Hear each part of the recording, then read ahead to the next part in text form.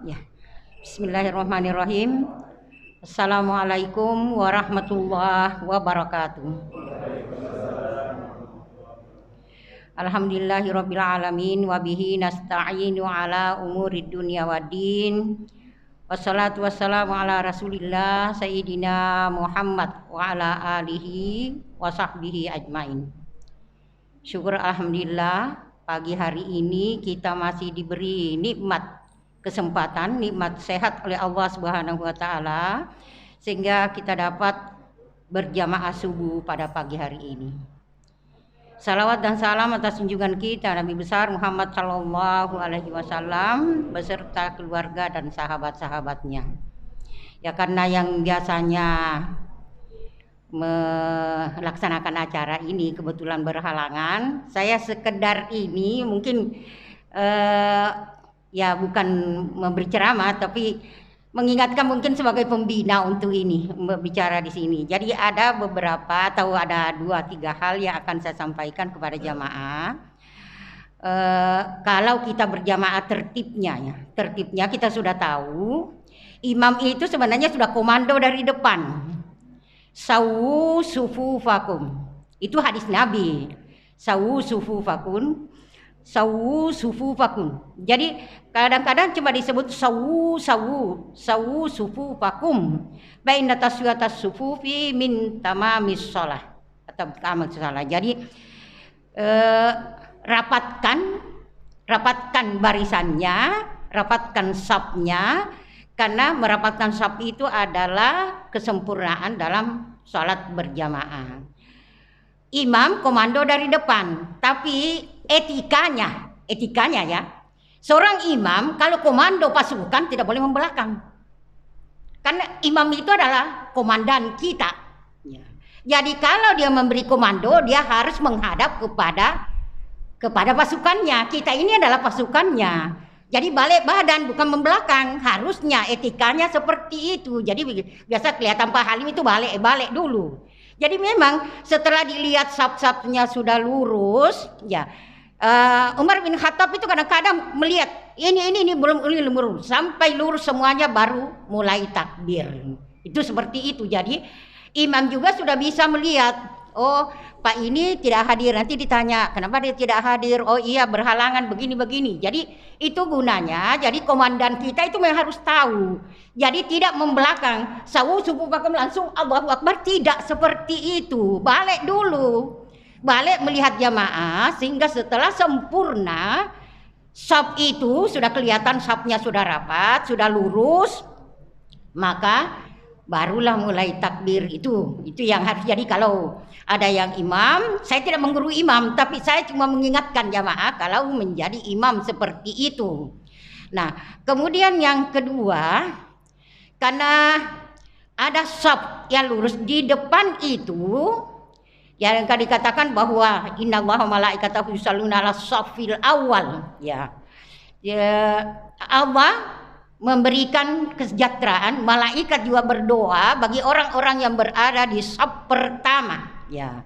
Sampai sahabat mengatakan, ya Rasul, wa alasani ya Rasul, saf kedua juga ya Rasul. Kalau malaikat Allah memberikan kesejahteraan, kemudian malaikat mendoakan kita yang ada di saf pertama, kita berada di saf kedua. Maka sahabat mengatakan, ya Rasul, wa alasani, saf kedua juga ya Rasul. Itu diulang, ya Rasul wa alasani, yang kedua juga. Nanti yang ketiganya baru Nabi, iya wa alasani, yang kedua juga dapat, ya. Jadi yang kedua. Jadi makanya diperebutkan yang pertama dan yang kedua. Kemudian diantara lagi saf yang pertama itu, yang paling istimewa lagi adalah saf yang sebelah kanan. Pertama, tapi yang paling istimewa lagi di antara yang saf pertama itu adalah sebelah kanan. Maka ini yang diperebutkan. Kalau memang datang pertama, di saf pertama ambil saf yang kanan, karena itu yang lebih utama, ya lebih utama, baru kiri. Makanya kalau datang diisi saf yang pertama, ambil yang sebelah kanan kalau memang bisa. Sampai sahabat mengatakan, kalau bisa kita undi deh, ya kita undi. Kita ini tidak dapat hal yang pertama kalau kita ada yang begitu pentingnya mereka, begitu mau mereka mengambil saf pertama. Jadi gitu di dalam aturan kita berjamaah. Kemudian kalau imam tersendat bacaannya, karena imam itu sebenarnya bukan tidak hafal, yang dibaca itu hafal. Cuma kadang-kadang kalau melenceng ingatan sebentar saja setan itu sudah menggoda. Ya, jadi kadang-kadang lupa, jadi dilupakan. Jadi kalau ada yang seperti itu, maka yang mengingatkan, kalau sudah lama jangan juga terus berteriak, karena imam itu masih mau mengingat dulu bacaan yang tadi tidak bisa dia lanjutkan. Jadi jangan terus berteriak, dan memang tidak boleh berteriak, tidak boleh. Jadi kalau mengingatkan imam, jangan sampai yang di belakang diam, walaupun tahu. Yang berhak untuk mengingatkan imam itu pas belakang imam. Jadi kalau ada 2-3, makanya kalau kita mesti melihat di Masjidil Haram, ada 2-3-4 biasanya di belakangnya itu sama pakaiannya imam. Mereka itu adalah orang-orang yang hafal Al-Quran, yang akan membisikkan di depan kalau memang ada yang terlupakan. Jadi bukan berteriak di belakang, itu tidak boleh seperti itu. Kacau jamaah, ya kacau jamaah kalau ada yang berteriak.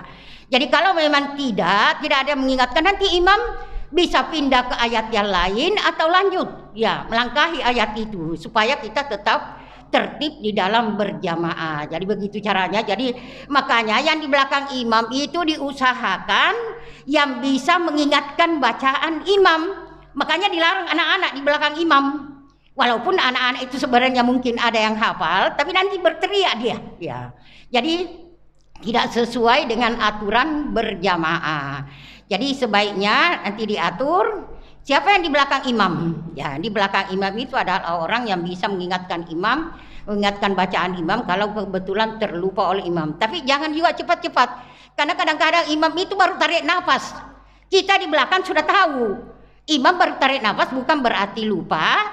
Lalu cepat ada yang melanjutkan, tidak seperti itu. Tunggu dulu sampai imam itu melanjutkan bacaannya supaya tidak kacau kita dalam berjamaah.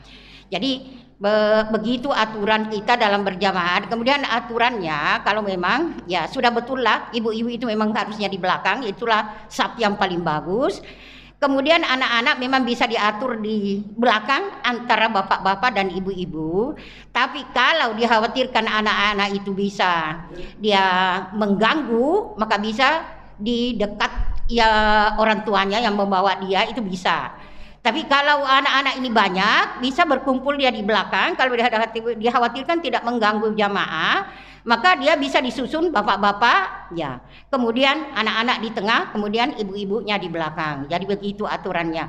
Jadi bapak dan ibu-ibu hadirin yang saya hormati, ini sekedar mengingatkan supaya jamaah kita tetap tertib. Jadi kalau ada dari luar tidak mengatakan, wah kalau jamaah di Jabal Ar-Rahmah itu orang-orang teriak membenarkan imam. Jadi kasihan imamnya, seakan-akan imam itu tidak siap hafalannya. Padahal sebenarnya imam itu tahu dan dia hafal apa yang dia baca. Jadi kalau kebetulan ada seperti itu, ya caranya adalah orang yang paling dekat, dan itu juga berbisik, ya tidak keras suaranya, berbisik sekedar mengingatkan, karena sebenarnya kadang-kadang imam itu lupa, mungkin anhum dia bacakan padahal harusnya minhum di situ, ya lupa lah, tidak bisa. Itulah mukjizat Al-Quran, tidak bisa lanjut kalau memang salah.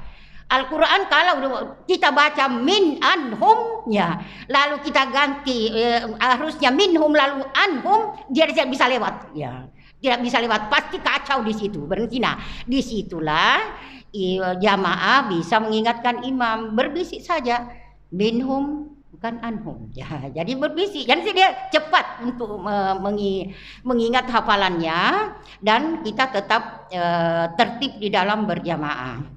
Nah, bapak-bapak, ibu-ibu hadirin yang saya hormati, barangkali karena ini hanya kultum sekedar mengingatkan, ya mudah-mudahan jamaah kita tetap tertib, ya jamaah kita tetap ramai di dalam berjamaah. Kita tahu di saf mana yang paling bagus kita berdiri, maka kalau kita mau mendapatkan yang paling utama, ya cepat datangnya, itu saja, cepat datangnya. Karena kalau sahabat mau diundi, kita tidak mungkin ada undian. Jadi jangan Saya di belakang aja enggak apa-apa. Ada yang mau diperebutkan. Malaikat mendoakan kita yang ada di depan sampai sahabat minta yang kedua juga ya Rasul. Kenapa hanya yang pertama, yang kedua juga? Ketiga kalinya minta sahabat baru Rasul mengatakan wa alasani iya. Basab yang kedua juga ya mendapatkan keutamaan, didoakan oleh malaikat, kan diberikan kesejahteraan oleh Allah Subhanahu wa taala bagi mereka yang ada di saf pertama, saf kedua. Kemudian mungkin ada yang mengatakan kalau begitu tidak usahlah, kita tidak dapat kalau saf ketiga enggak ada apa-apa. Saf ketiga dapat, kita tetap dapat yang 27 derajat itu tetap. Walaupun sampai di belakang tetap dapat 27 derajat. Tapi itulah yang saya katakan keistimewaannya yang pertama dan yang kedua. Jadi jangan mengatakan kalau begitu enggak usahlah, kalau saya terlambat enggak bisa dapat. Enggak bisa dapat yang keutamaan, jangan dibuang yang 27 derajat itu. Karena salat berjamaah itu lebih afdal dibanding salat sendiri-sendiri dengan 27 derajat. Artinya terangkat derajat kita di sisi Allah Subhanahu wa taala 27 dibanding kalau sendiri. Kalau sendiri ya di bawah 1 derajat. Tapi kalau kita berjamaah, maka derajat kita diangkat di sisi Allah Subhanahu wa taala menjadi 27 derajat.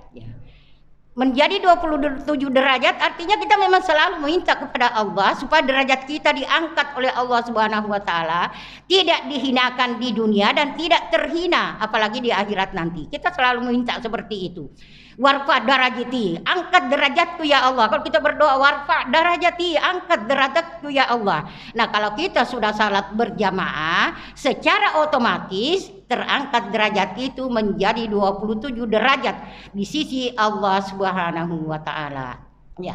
Jadi mudah-mudahan kita tetap memelihara jamaah kita, bagaimana ketertiban jamaah kita. Jadi saya cuma sekedar menyampaikan, saya tidak berceramah, makanya saya menyampaikan hanya berbicara sebagai pembina supaya jamaah kita tetap tertib, ya. Kita tetap tahu bagaimana seharusnya kita. Jadi walaupun sebenarnya kita tidak dikomando sawu, idilu karena begitu luruskan, rapatkan, kita sendiri secara otomatis bisa dan membangun saf itu memang harus kita mulai dari tengah. Kalau datang tengah jangan pinggir. Jadi kalau orang datang dia akan ada di sebelah kanan kita dan di sebelah kiri kita. Begitu seterusnya. Jadi kalau ada umpama yang datang di saf ketiga, saf keempat, umpama dia datang karena sudah penuh saf ketiga, jangan ke pinggir, ambil tengah. Ya. Nanti yang datang dia berada di sebelah kanannya, ada lagi yang datang ambil di sebelah kirinya, sehingga seperti itu tertibnya. Jadi tidak di sebelah kiri yang penuh, sebelah kanan kosong. Tapi kalau dibangun saf dari tengah, maka dia akan seimbang kelihatannya. Ada di kanan dan ada di kiri. Walaupun kosong di sebelah kiri, di sebelah kanan, tapi di tengah itu sudah terisi. Ya, saya kira itulah yang dapat saya sampaikan pada pagi hari ini. Mudah-mudahan ada manfaatnya. Ya, hadanallahu wa iyyakum ajmain. Wassalamualaikum warahmatullahi wabarakatuh.